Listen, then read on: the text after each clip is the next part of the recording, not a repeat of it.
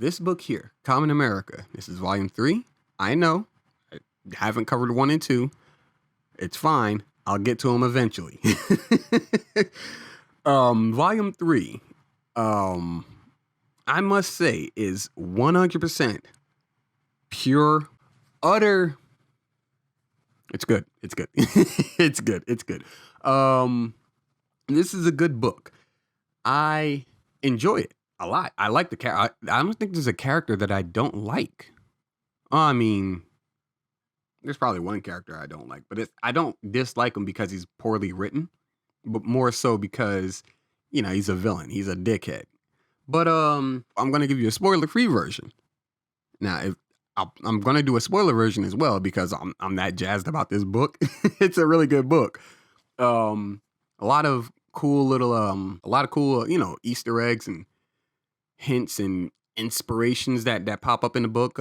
This book, very good. Absolutely. I mean, if you're following volumes 1 and 2, picking up volume 3 is definitely worth it. The Kickstarter and the Indiegogo campaigns for this book have closed already, but they do have volumes 1 and 2, I think maybe 3, on Comixology. If you can snag up a digital copy of those. If you want a physical copy, good luck. That's eBay and Amazon and whatnot. Or you can probably reach out to the guys and see if they have any extras that they're, that's just chilling in the warehouse and they're just like, yeah, no, we can sell you one, sure. Reach out to them, see what's going on. Nonetheless, this book here, I will say, if I were to rate this on a scale from 1 to 10, I'm going to give this a solid 9. I'm going to give this a solid 9. Now, I'm only giving it a 9 because there aren't really any flaws that I can think of now that I think about it. I might as well give it a 10. I'll give it a 9.8. I'll give it a 9.8. This book is absolutely fantastic. I really do like it. It's got a good plot behind it. Character development is crazy good. It's got some really good humor. It's got some nice little Easter eggs and whatnot popping up. Like, for example, I'll give you one. As the spoiler-free review. I'll give you 2. Right? So you have this one here, which is I'm assuming that's Claire Redfield there. That's Claire Redfield, just, trying to get her something to snack on while she's at the fair. And then you see up here in this moon is a bunny. It looks like he's slamming something on top of something else. And if you know these two guys, Tim and Mark, they post a lot of bunny and otter stuff on Twitter. So it's a pretty cool thing. Anyway, the story does it's very consistent with itself. Like it's not trying to reach out to anything else. Everything that happens in this series is part of this series specifically. It's not trying to involve itself in any of the other series that they have going on, such as Wall Might, which there are some crossovers every now and then between their characters, but it's not trying to reach into the story of Wall Might. It's not trying to reach into the story of Black Hops necessarily. It's not trying to do any of that, and I think that's pretty fantastic. First off, second, the characters themselves have great personalities. Like you have Carly here. She is very outgoing. She's a fashion designer. She has a very outgoing personality. She's always, challenging herself. And that's something that's really good. That's something that's very rare in, modern comics nowadays. I know I'm taking jabs. I don't care. Anyway, my personal favorite is Misha, Kamen Comet. Because she's got a fiery personality. I also have a thing for girls with red hair.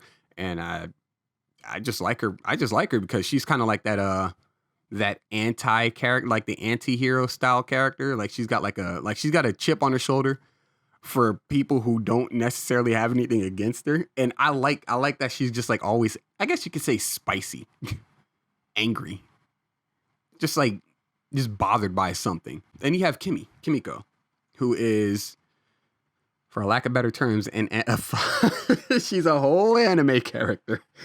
She is the Doki Doki of this book. I'm not gonna lie. She's cute. She's got a nice bubbly personality. She's kind of airheaded, but she's very endearing. She's very noble in her acts, even if she does mess up every now and then.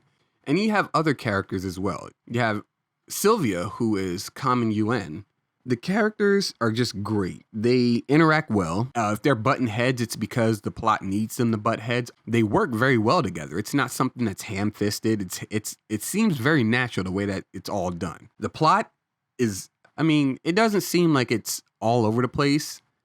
At the same time, it doesn't seem like it's all there, I guess you can say, until it gets to the very end. Once you get to the end, and this is one of my favorite kind of like that's actually one of my favorite kind of like storytelling styles, is when, like, you know, there's a lot of things that are happening, and then once you get towards the end, you go, holy shit, dude, what? And it makes you go back and reread it.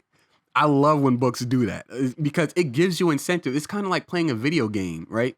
Or, you know, for the second time, going through a second playthrough or something like that, just to see if there's anything that you missed, you know, because you'd have like a new game plus, and it's like, oh, okay, well, you got your character to, like, you know, level 45, but the level cap is like, I don't know, 99 or something like that. And they're just like, well, it's incentive to go play it on New Game Plus so that you can find more stuff out and stuff like that's how this book is kind of done. It's like, that's how the storytelling in this book is done. It's like, here's, you know, a bunch of stuff, and then here's the end that ties all of it together. And you're just like, dude, that's insane.